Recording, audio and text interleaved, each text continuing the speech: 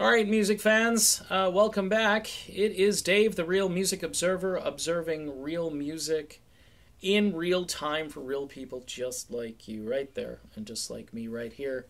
The band Kansas, not sure what's going on with them right now. I've heard through the grapevine that they were supposed to get into the studio and work on some new material for an upcoming new album that appears to be on hold, at least for the foreseeable future. The band, of course, is still on the road promoting their Left Overture Live and Beyond CD, an album that was recorded live and I believe may have some overdubs on it.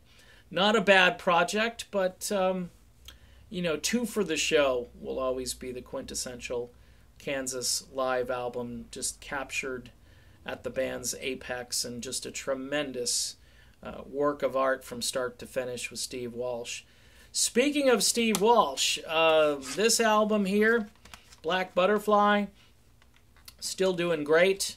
And Steve, I believe this will be his last project. What's very interesting about this, though, is I've been talking about this guy, Jerome Mazza, now for almost a year, since I first heard the Pinnacle Point album.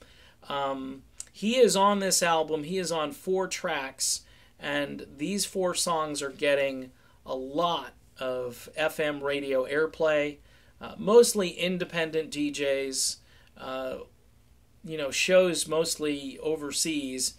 But the big song on here right now that's doing very well is called Now Until Forever. And that's a Jerome Mazza tune. The other 2 tracks that he sings solo, Winds of War and Mercy on Me. Of course, the beginning of the album features both Walsh and Mazza, a tune called Born in Fire, which is just a scorching rock song that you must listen to. I think Mazza is the natural heir to this entire Kansas legacy. Once the dust settles, I know Steve Walsh has said he's not interested in doing any more music, and Kansas appears to be at least on hold, sort of riding their legacy into the sunset. If you liked the Steve Walsh album, you really need to take a look at this album, Pinnacle Points, Winds of Change, which continues to top all kinds of independent music charts. It's the #1 album on the Paris Music record label, and deservedly so. The latest track is All I Need to Know. They've kind of released another song called What Will It Take?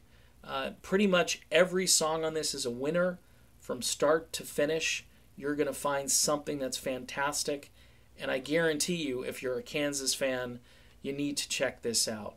So the legacy of Kansas and Steve Walsh really is embodied in the work and vocals of Jerome Mazza, who I believe is the next logical step in your love for the music of Kansas.